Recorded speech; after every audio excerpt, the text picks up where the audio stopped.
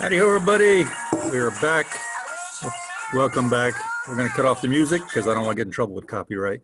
All right. And here we are. We are back with Casino Companions, the ultimate low budget discussion of going into casinos when you're not really a gambler. All right. So that is what we do around here. Okay. And again, I do encourage you guys to get in contact with me, give me something to talk about. There may come a day I have an actual co-host on this show. That'd be kind of cool. But for right now, you just get me, and that's okay. So cool, companions. Again, check me on Facebook if you want. Not much up there except just post about us, but that's okay. And I am the one, the only Doc B. Okay, which you can again contact at Casino Companions. There actually is an S. It doesn't show it on there. So companions@gmail.com. All right. So go over there, send me an email, guys. Talk to me about yourself. All right. That's what's kind of key. All right. Now, where are we going from here, guys? That's what I need to talk about real quick. And today, what I want to do is, just like I did before, I want to run through a couple of kind of segments. So we're going to lead off with word of the day. So here you go, your vocabulary for the day, just like being back in school. Vocabulary is going to be bankroll. Okay, so what is a bankroll? All right, and from the casino perspective, so casino visitor perspective, a bankroll is going to be a pile of money, all right?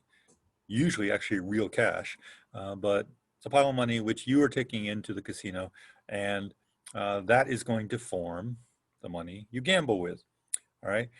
Your companion probably has a bankroll, okay? And from your perspective, you kind of hope they do, all right? Because the goal here, guys, is that when they have a bankroll, then what they do is they walk in the casino, and that is sort of the floor. That's the maximum amount of money they can lose. All right. So if they lose more than that, they're out of money. Can't play anymore. All right. So it gives you a bit of insurance that that's as far as things are going to go. All right.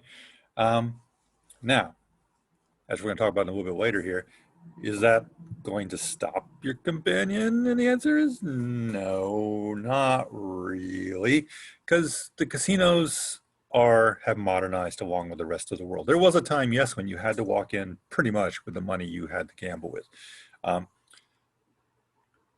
are exceptions, I know, we'll talk about those, but nowadays, no. Just like your real life, they've made it much, much easier to get a hold of money. All right. So there are ways, okay, to go into a casino and get more money to gamble with. All right. The easy one is actually there are ATMs inside casinos. If that sounds like a horrible idea, it actually is. Okay. But they exist and people use them and they charge horrendously nasty use fees. So you're paying a horrible amount of money just to get money, which is literally your own money. But there are ATMs in there, and so your companion can easily walk over to the ATM and pull out, another few $100 or whatever they allow. So, just because they ran out of their bankroll doesn't mean they are stopped. It's also possible to actually, at least in some casinos, to go and get money drawn on your credit card, or to just write a check to casino. You can do that. All right. So. That said, okay, if your companion has a bankroll and they are good at holding to it, that's a wonderful thing, all right, because it really does put a ground level bit of insurance on how much money they can potentially lose, all right? So that's wonderful. Again, bankrolls. Okay. Now, at some point, okay, and as we run through this, guys, we'll talk about, should you be gambling? And we'll talk about, this is all about you, the individual, right? There may be reasons why you don't like to gamble. There are reasons why, there are religious reasons, there's social reasons, there's all kinds of reasons why people don't like to gamble. Okay. Some people are just not made for it. Okay. That would be me. All right. I don't like losing money. So yeah, when I go in there and I start losing money, I get cranky and I'm not a happy camper. All right. So I admit it up front. So today we'll just ask, should you have a bankroll? Okay, assuming that you go to the casino mostly as your companion. All right. So, do you need one? And the answer is, yeah, you should. Okay. Go into the casino with a small amount of money. Okay. And small is up to you. Okay. But go into that casino with a small amount of money that you are willing to play with. And we're going to come back to why you should do this. Okay. I'm not going to do it right now, but we will come back to later why you should go in there thinking that, yes, I should do something. And it may only be for a little while. Okay. And it may only be certain things. But you should go in with a small bankroll. Now, size again depends on you. Doesn't need to be a ton. Okay. Could be as small as $20. Okay. In American money. Could be, a few $100s. Could be even $1,000 if you're thinking about going for a long period of time. But you should go in, yes, with some money that you could potentially use to play. Okay. Now, what I'm going to be advising you, and again, as we talked about in episode 1, I'm not your fiduciary, so I cannot give you true financial guidance here, guys. But just my own personal advice is make your bankroll, right, and then keep it as a bankroll. Get a little coin purse, get an extra wallet, okay, whatever, but put your little bankroll into this place and then keep it there, even at home, okay? And yes, like me, it's quite possible you'll end up digging into it to pay for little expenses for kids or whatever, pay somebody off that comes to the door, okay? Give it out as charity to Girl Scouts. I mean, whatever you're going to do, yeah, it'll probably get used for that too.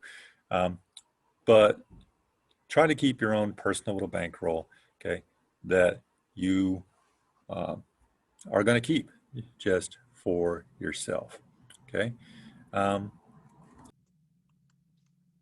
Okay, so indeed, guys, keep a bankroll, all right, and try to maintain it, all right. Just try to keep it at roughly whatever level you set it as, and we're going to come back to later what to do with it, all right, and but keep it for you as much as you can, and kind of one of the things we'll talk about as we run through this whole series of talks is that you got to look out for yourself a little bit too, all right. You're a giving person because you're a companion, but it's also important that you have your own side of things too.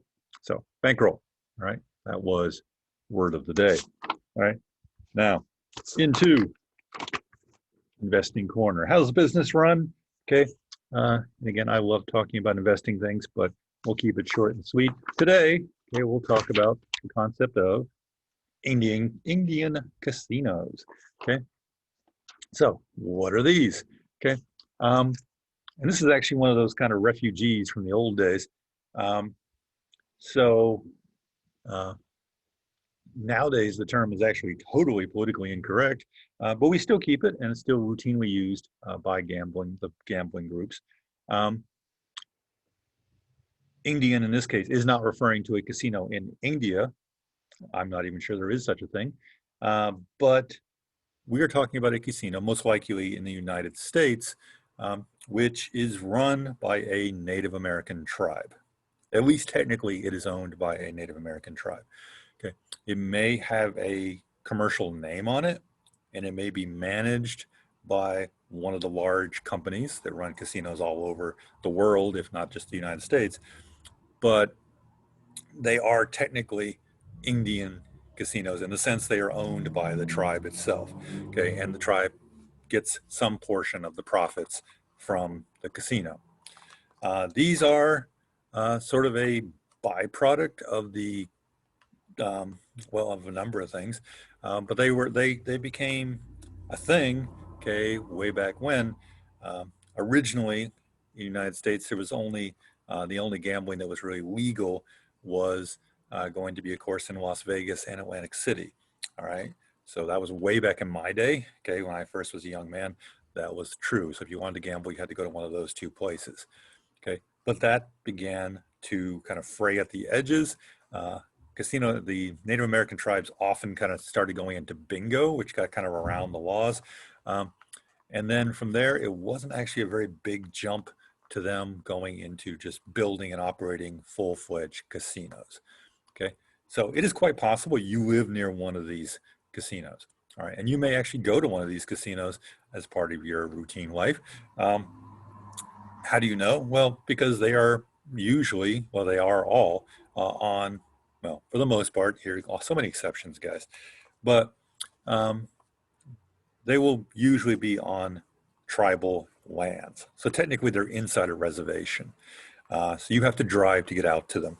So you're not usually going to find these in the middle of a city. All right.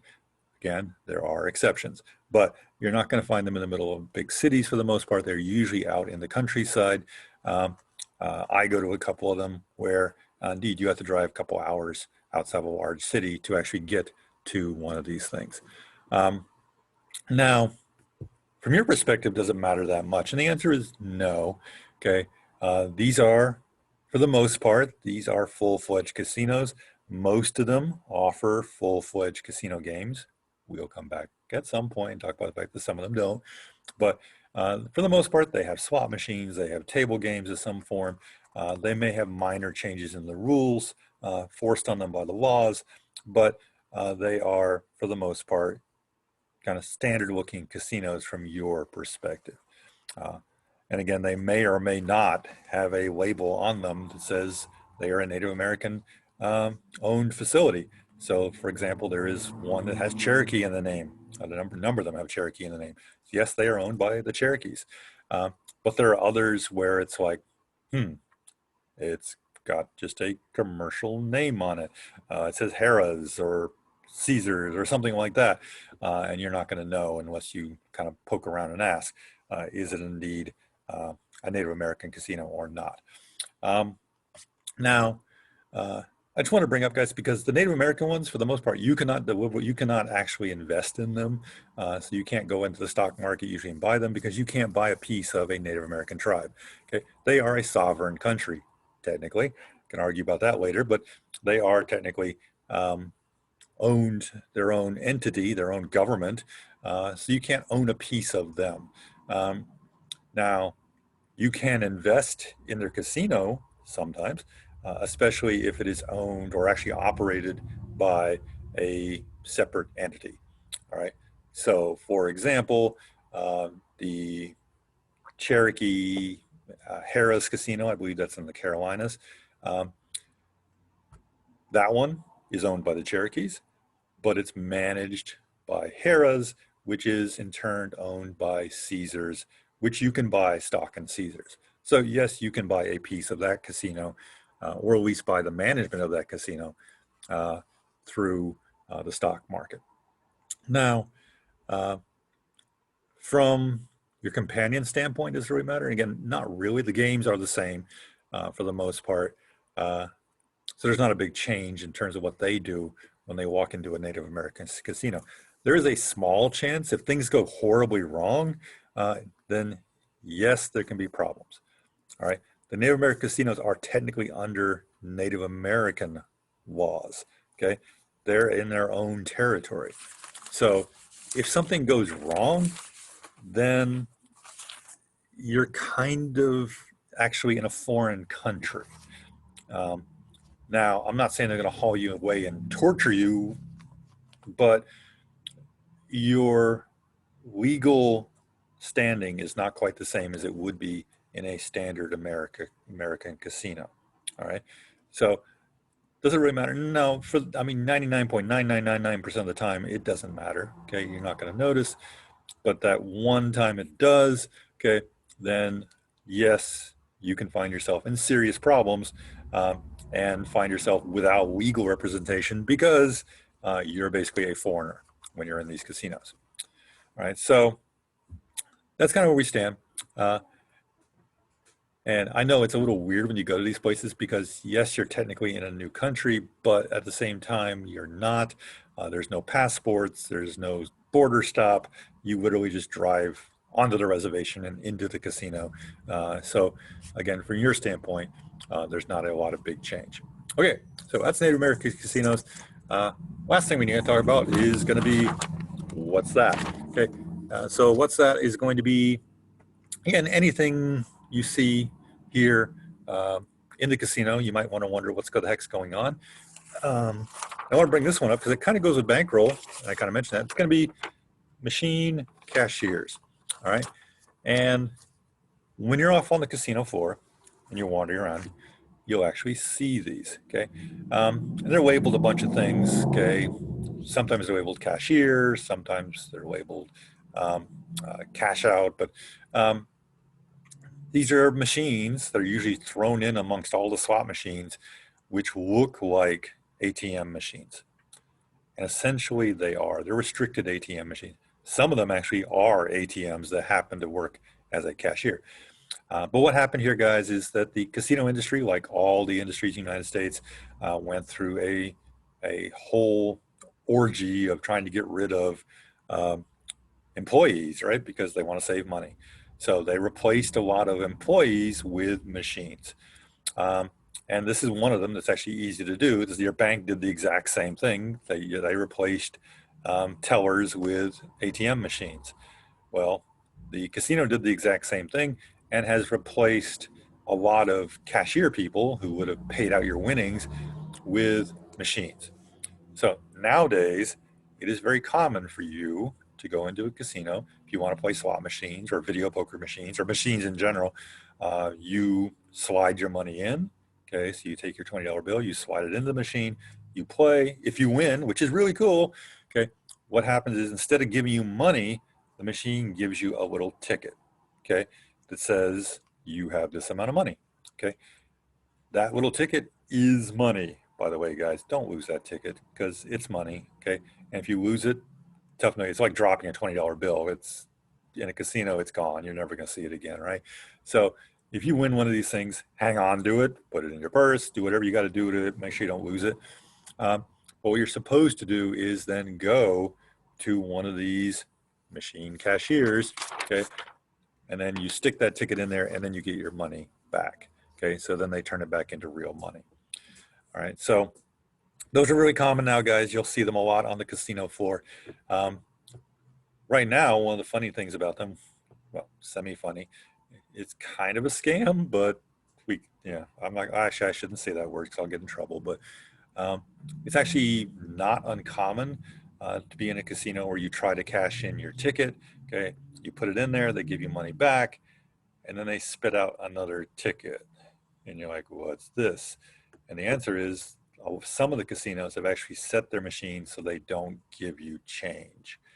So if you happen to have won $10.55, okay, they'll give you the $10 as cash, but then they say, oh, here's a ticket for 55 cents.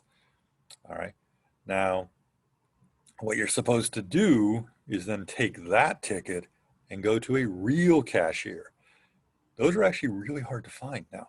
There's somewhere in the casino there is one, usually hidden away, but you actually have to go up to the cashier, stand in line usually, and then you finally get up to the front and then give them the ticket, and then they will give you your 55 cents. All right. So is it a pain? Yes. And actually what will happen in those casinos, it is not uncommon to walk around and find tickets lying around. People just get lazy. They don't want to bother going through all the trouble to cash in these tickets for small amounts of 10 cents or 5 cents. So they just leave them lying around. So yes, you can actually go around and pick up these tickets that are lying around. All right. And so, yeah, you could actually make a little bit of money doing this. Now, if you're going to do that, and I've done it a few times myself, all right, I'm not going to pretend that because I'm a cheap guy, right? We all know this because I use pieces of paper, all right? Don't even do fancy video effects. So, yeah, I pick them up, but I'll warn you to be careful doing this, okay? It's okay to do it once in a while when you see them lying around.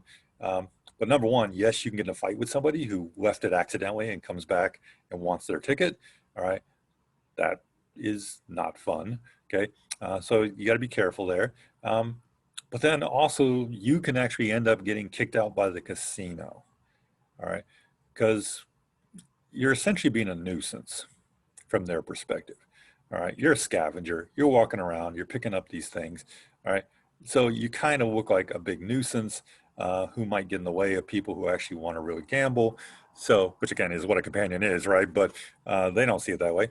So they could get rather upset with you for doing this, all right? And they could ask you to leave, all right? And then they could escort you out, all right? That's all possible because we will talk about this at some point too, guys. When you're in the casino, you're on private property, all right? The casinos are not owned by government, all right? They're not a public facility. So technically, they can kick you out if you're behaving in a way which is not good from their perspective. So if you're going to scavenge, okay, be aware of the fact that they may not appreciate you very much, okay, and they may kick you out, which can make your job as a companion rather difficult because then you can't come into the casino anymore. So yeah, casino tickets, machine cashiers, all right, yeah, they're there, they exist, all right, and uh, use them. All right, so guys, that's going to be it for today. So think about your bankroll. All right, think about your bankroll. How much you want to put in there? Put it aside. Okay, make a little pile of money for yourself. Hide it away so the kids don't get into it. Okay, um, or your companion. Just saying. All right, and then we'll talk later what to do with it. So have a great day, guys, and enjoy your coffee.